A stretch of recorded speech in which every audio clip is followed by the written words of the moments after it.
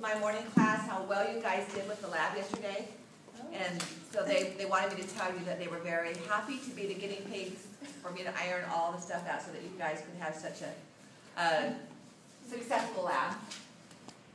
But it was more allowing me to get organized and figure out what I was doing. Not that you didn't know what you didn't do well, but they didn't even get to the forced expiratory volume component of it. So we're working on that on Tuesday. Okay, I promised you we're going to come back and look at the oxygen dissociation curve again. And after a couple of questions on yesterday's lab,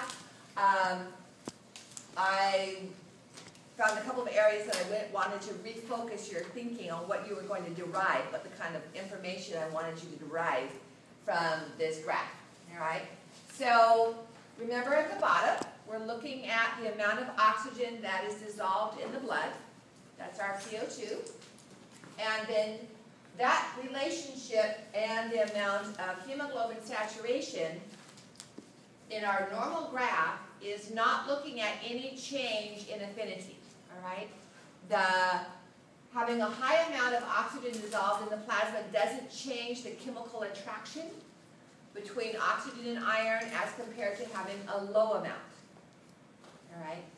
What we are saying is that when we have a high amount of oxygen in the plasma, let's say that oxygen attaches to the iron ion for 2 seconds before it comes off. So at any given time, 10% of the oxygen molecules are going to come off of the iron ion. When we have a lot of oxygen dissolved in that plasma, we can't tell that any oxygen has come off because there's already another oxygen gas molecule right there to take its place. Okay?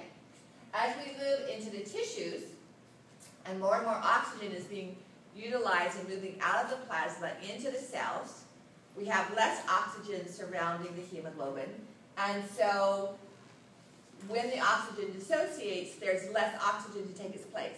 So we notice that we don't have oxygen on the hemoglobin. All right? So on the standard oxygen dissociation curve, the amount of oxygen available is not affecting the chemical interaction between oxygen and iron.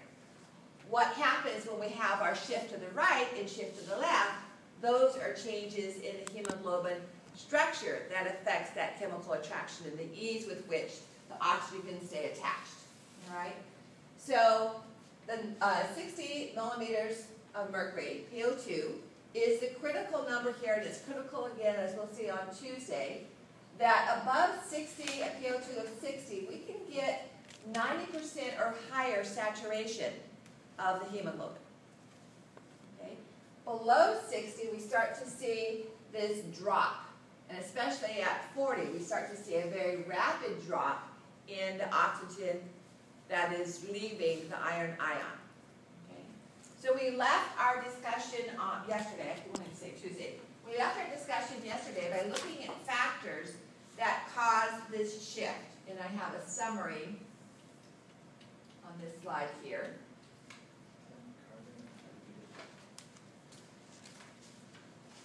So remember, the key component is these factors that cause a shift to the right are factors that change the shape of the hemoglobin to make it more difficult for oxygen to remain physically in its interaction with the iron. Okay? So we have factors, we talked about factors such as an increase in temperature.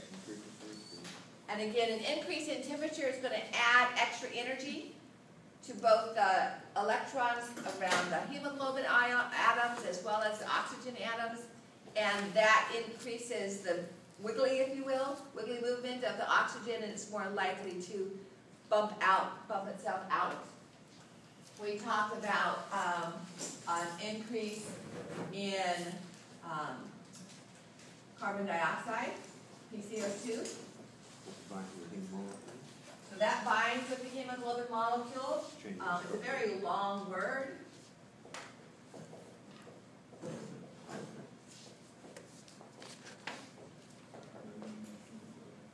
Or you can just abbreviate it.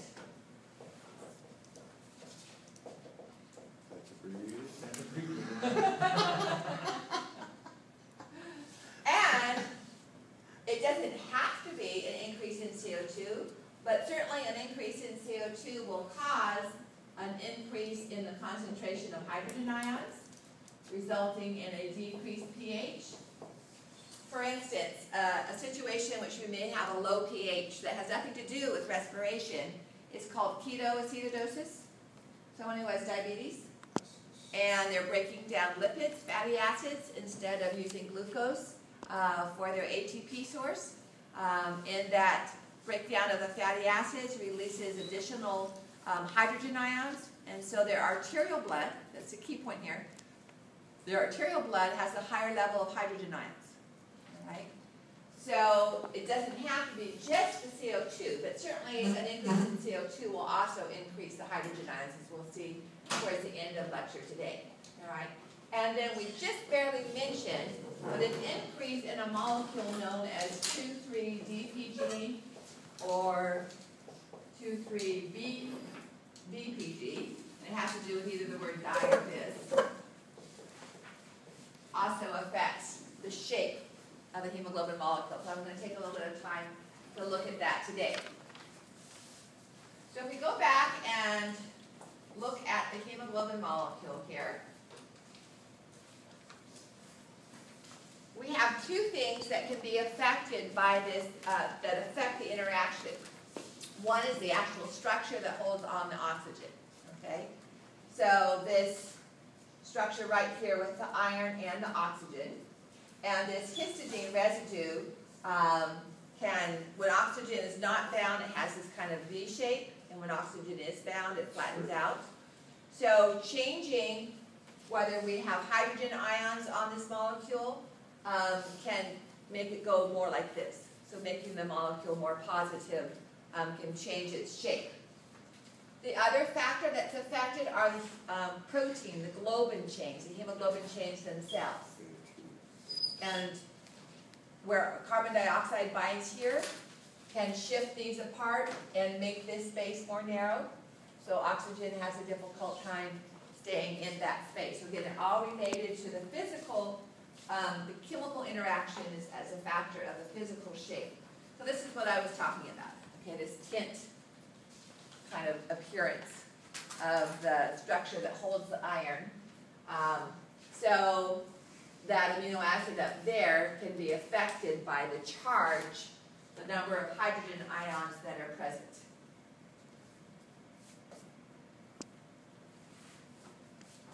So when we talk about, there's two things that are, when we talk about the Bohr effect, they both have to do with carbon dioxide and pH.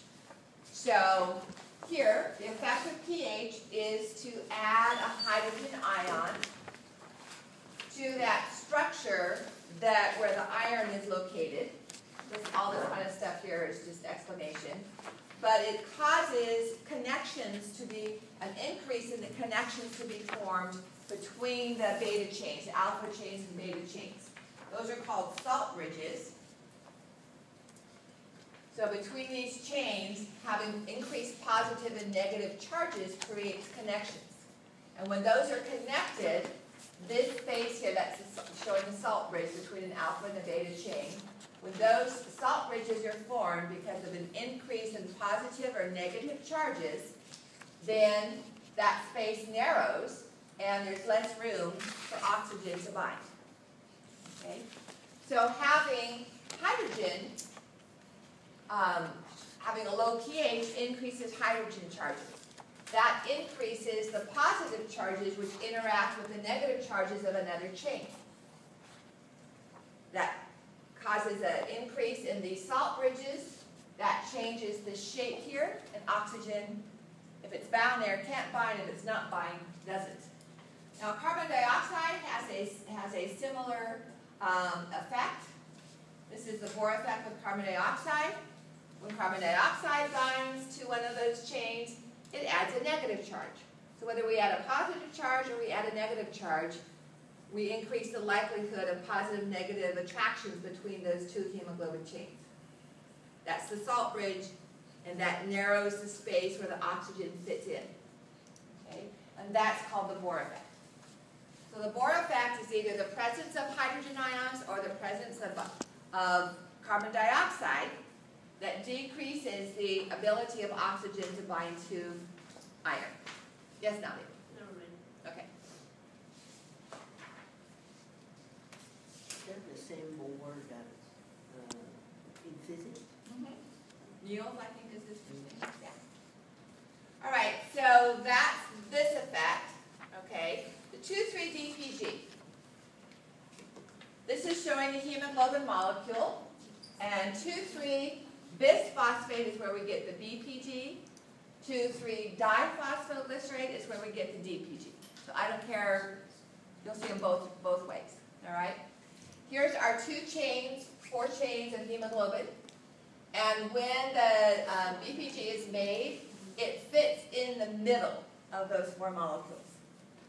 And again, narrows the space for the oxygen interaction with the iron. There are the only cells that have the enzyme to make BPG are red blood cells and placental cells.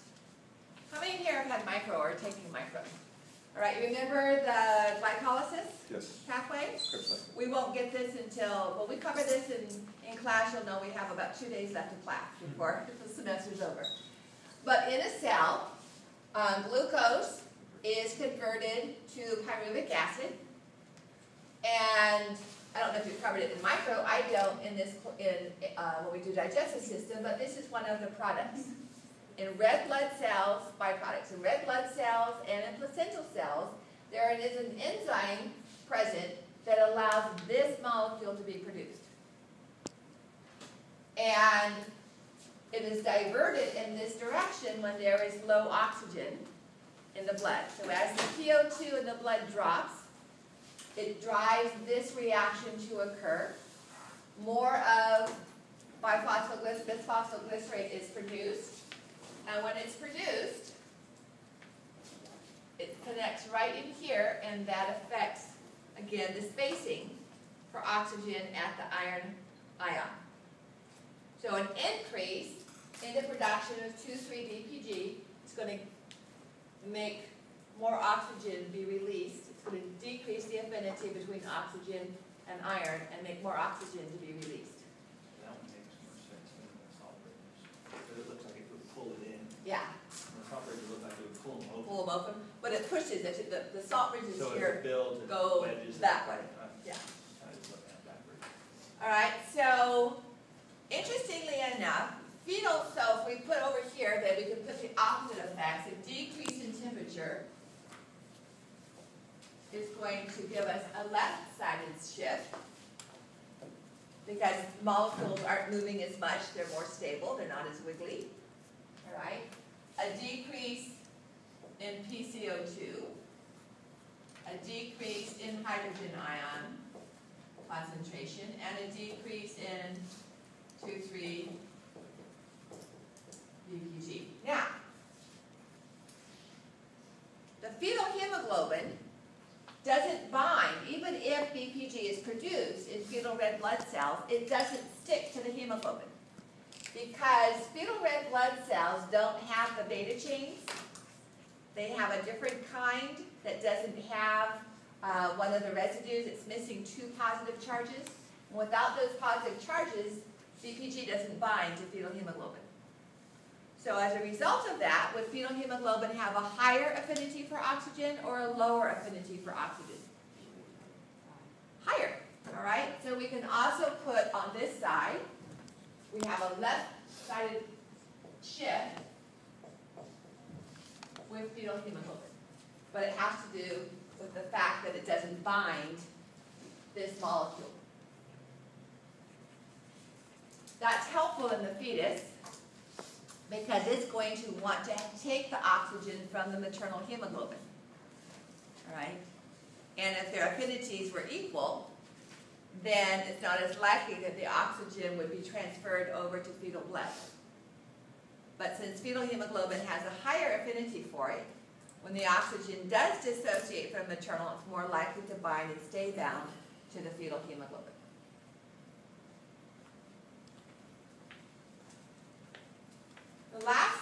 factor that we're going to look at for this shift is carbon monoxide. Carbon monoxide is one oxygen, not two. And when carbon monoxide binds to hemoglobin, the term is carboxyhemoglobin.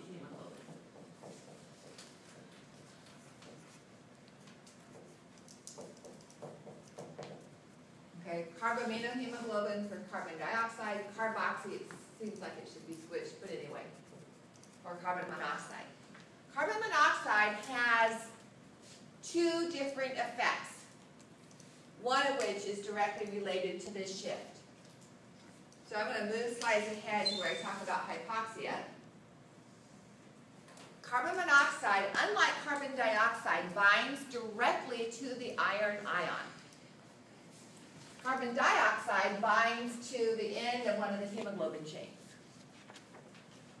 Carbon monoxide binds to the iron, and it has two effects. It decreases the amount of oxygen that the red blood cell can carry, because if it's holding on to carbon monoxide, it can't hold on to oxygen. Its affinity is much higher.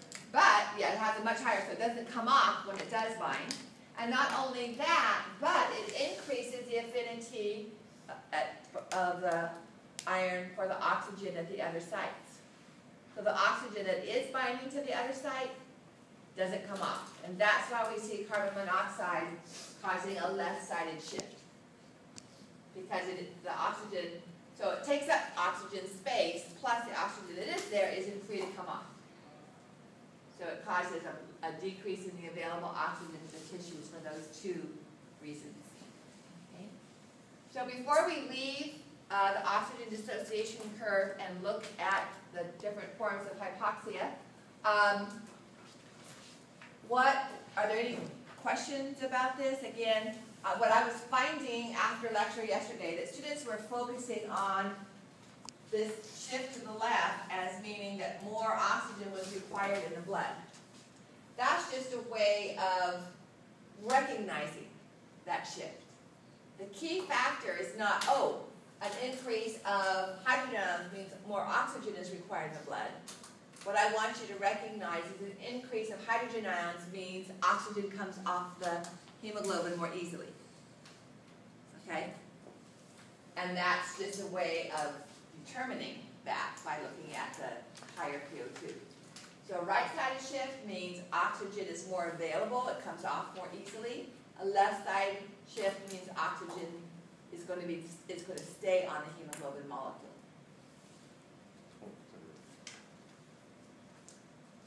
So left-sided shift means oxygen stays longer associated with iron. There's a higher attraction between the oxygen and the iron for any of the factors that causes the left-sided shift.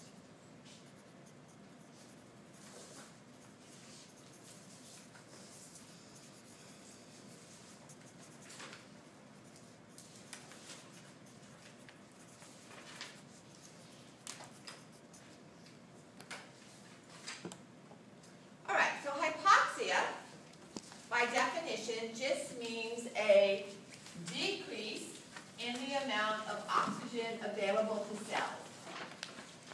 So all of these phrases each phrase is a form of hypoxia.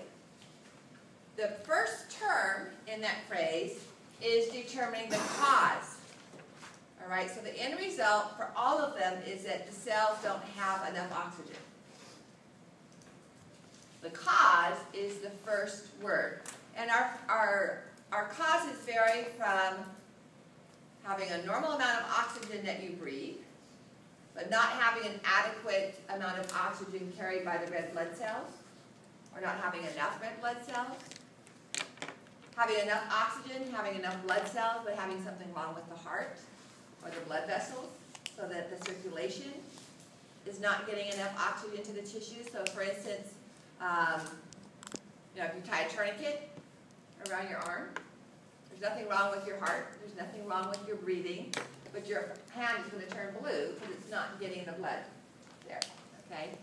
Histotoxic has to do with poisoning.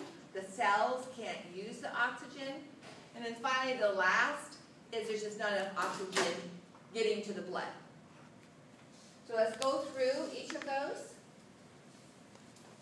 I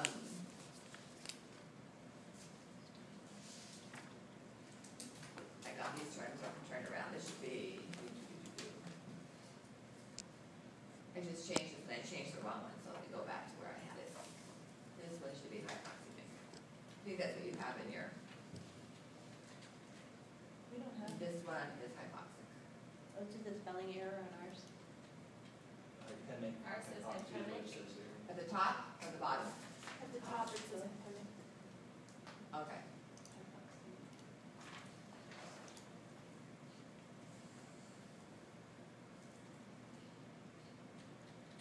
That refers to blood. All right. So that refers to anemia, is blood anemia, leukemia, that refers to blood, okay? So with this cause, nothing wrong with your, with your, the air that you're breathing. 21% PO2 is normal, and the alveoli PO2 in the air is normal, but at the top, let's say you have anemia. So you have 8 grams of protein instead of 16 grams of hemoglobin per deciliter. You don't have enough oxygen carrying, enough red blood cells to carry the oxygen that you need. So your hematocrit's going to be low, your hemoglobin's going to be low, but the oxygen that's being transported, each red blood cell is going to be saturated. All right? Your PO2 is normal because there's nothing wrong with the thickness of your respiratory membrane. You've got adequate oxygen in the alveoli. You just don't have, it's like, if it took, I was explaining this to somebody yesterday, let's say we have a city under siege, all right, and we're flying in, say, Berlin during World War II, and we're flying in 100 planes a day of food to feed those people, okay? And now half of them have been shot down. All the planes flying in are full of food. There's nothing wrong with that. We just don't have as many airplanes as we need, so the tissues aren't getting the adequate oxygen, okay? Carbon monoxide